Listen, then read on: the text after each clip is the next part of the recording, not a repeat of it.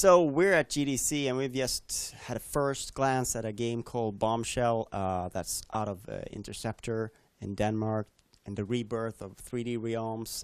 It's all coming together. Could you just tell us first, like, what was the inspiration for this game? Why did you want to create it? I mean, it's obviously a little bit of a throwback game, but it also brings in some new elements. What was the inspiration here? So basically, we always wanted to do our own IP at some point, and Bombshell was the name itself was conceived back in the mid-90s, but was never actually revealed or worked on. It was a name that 3D Realms once registered and wanted to make a game at some point with a female action hero. And when we were thinking about what to do for our next game and our own IP, we immediately thought, we should grab Bombshell. It's never been done into anything, and Bombshell is a cool name. So we designed a world and a storyverse and a character around that, and that's what you see here. That's Bombshell. So we always wanted to do our own IP, and that just seemed like the perfect thing to do. We've always been a fan of female action heroes, so that's just natural for us. What kind of female action heroes are you looking for sort of as inspiration? Is there anything that you pull from specifically, or are you trying to step away from some of the cliches? We basically try to stay away from most cliches. We're kind of tired of the old school Lara Croft's type female action heroes, where it's all about cleavage and showing skin. We wanted to create someone who could be taken seriously as a female leader. So Bombshell is a female ex-Navy SEAL demolition expert who lost her arm doing something called the Washington incident, and her arm was rebuilt using technology from someone called Jadis Haskell, which is the villain in the game. So she's part of the villain in the game, and part high tech, and then part former leader of the Navy SEALs demolitions team. So that's basically who Bombshell is, and we feel it's very different from many other female action heroes and female heroes in games in general.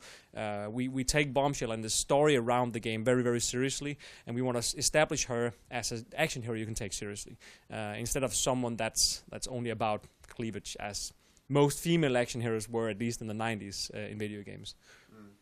And I think it's interesting also the approach you're taking, the top-down approach. Of course, you made Rise of the Triad and sort of, but you try to marriage first-person mechanics with the sort of top-down view.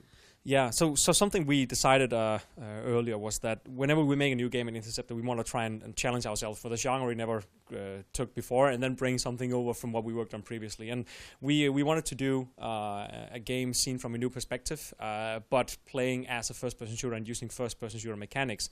So in Bombshell, you can run and duck and jump and so on, and basically plays like a Twitch shooter, like Quake or Duke Nukem 3D and so on, Unreal, for instance.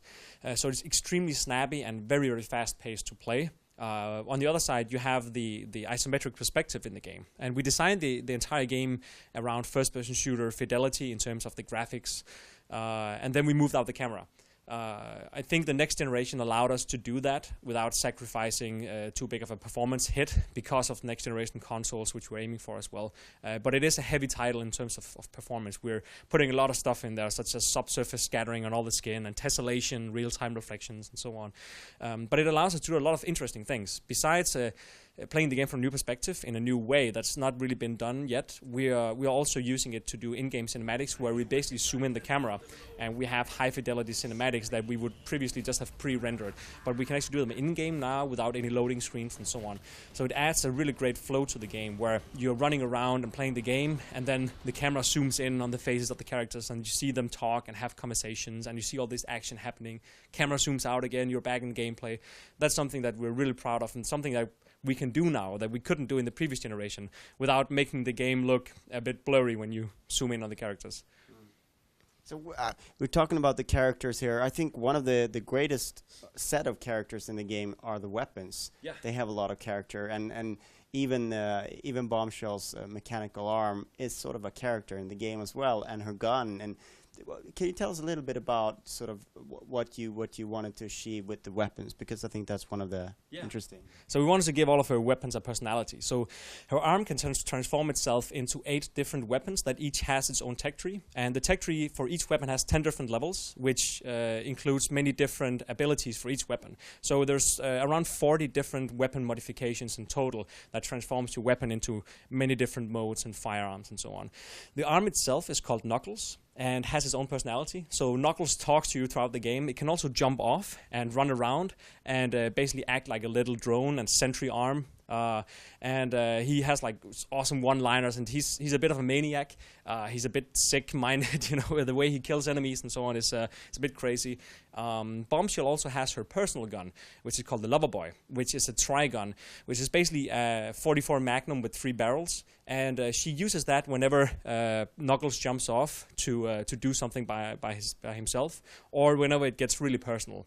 You can also control Knuckles yourself.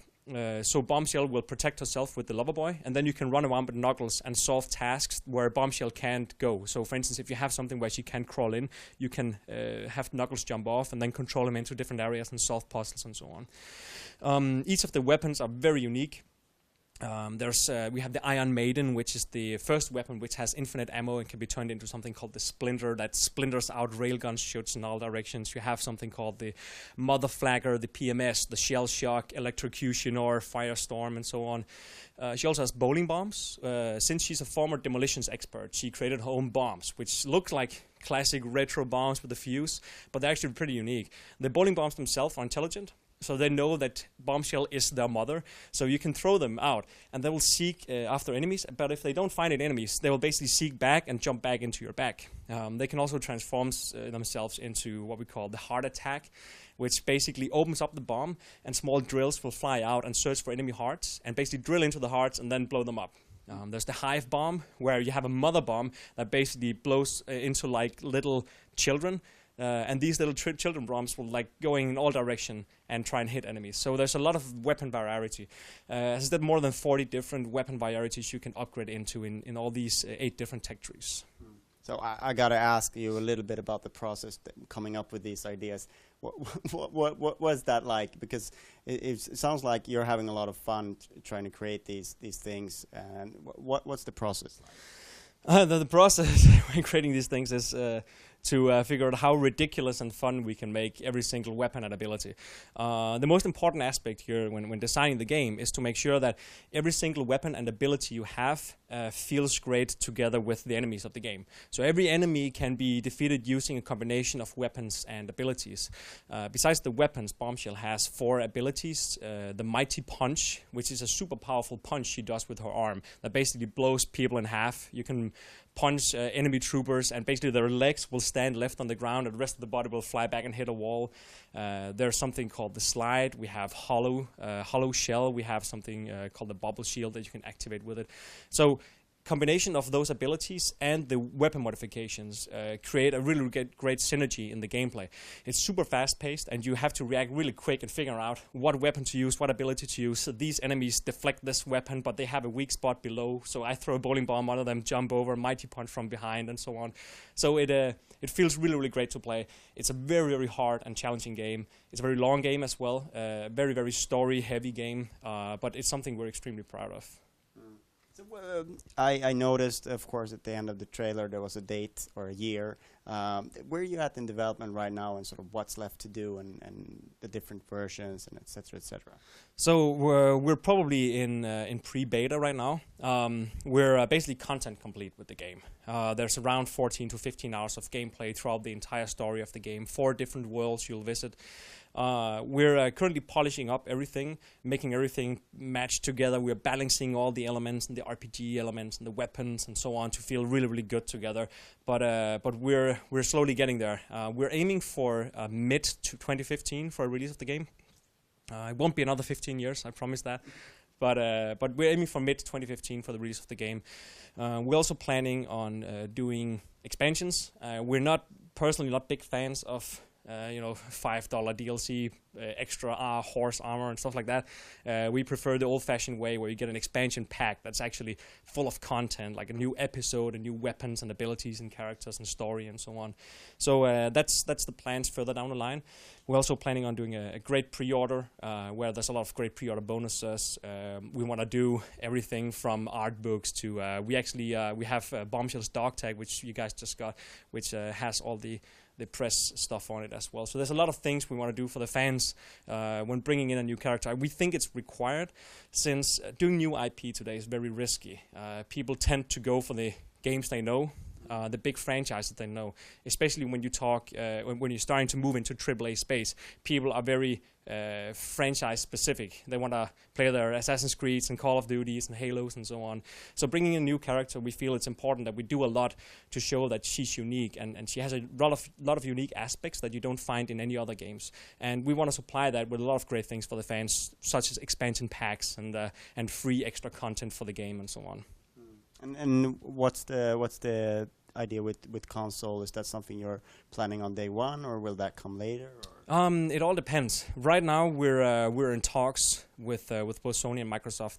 We're working on the console version as well, but we don't want to slow down the release of the PC version because of the console version.